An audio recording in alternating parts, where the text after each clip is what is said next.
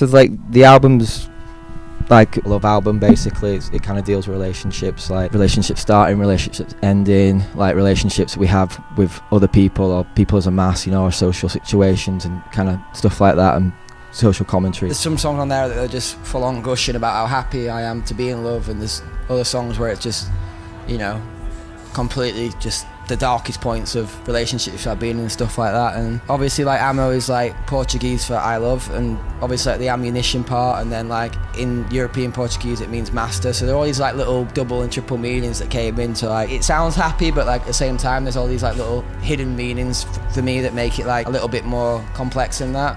It's kind of more just like a bit of a thinking piece on love and how it can affect you, not just you but just other people too, do you know what I mean? You go into a relationship and you come out of it, people pick sides, you know, there's a pack mentality, and just a lot of stuff that I started thinking, oh, it's quite interesting actually, and it's also quite an easy way to write a concept album, to write about love, because everything boils down to love at the end of the day. So it deals a lot about love. Like between the last record and this record, I was married and I found out my partner was having an affair, got divorced, met someone else quite soon after, fell in love with that person, got married again. So in the like span of like a year and a half, 2 years, I've been on this really fast version of something that usually spans over maybe like 5, 6, whatever years.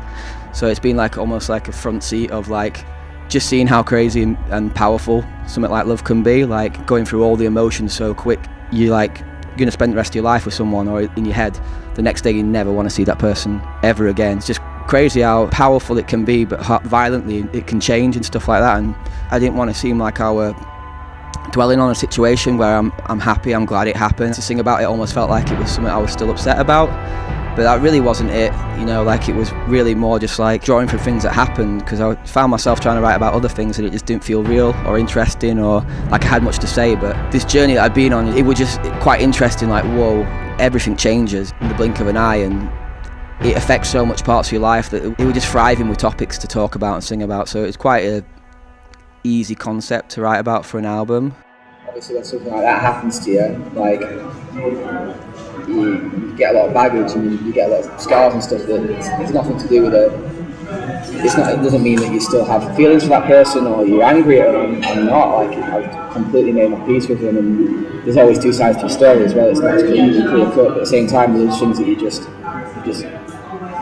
just messes with your mind, and you apply that to other people. You start not trusting someone else because what someone else has done to you and all that stuff. And for me, writing lyrics, it's always been quite therapeutic. So as much as I didn't want to write or give that person any kind of like attention or anything, I thought, well, it's what's happened, you know. It is important that it comes out. I really didn't want to talk about it. I don't want to seem like I care, or like I don't want to really like dredge up the past, and I didn't want to give the person the glory of writing stuff about that person. But after a while it just became apparent that I kind of needed to, you know, I needed to get it out of my system. It weren't the fact that I were still like, you know, miserable or anything like that. I was fine, but it was like at the same time when you go through something traumatic, you carry a lot of stuff with you after it, a lot of mental baggage, a lot of things, like how whatever happened in that situation, obviously I took that on, and you know, maybe started trusting people less, or you know, started feeling like a certain way, and it's completely irrational, but you do. And I just want to say something that it feels like it means something to me, but it's not like it's like a hint of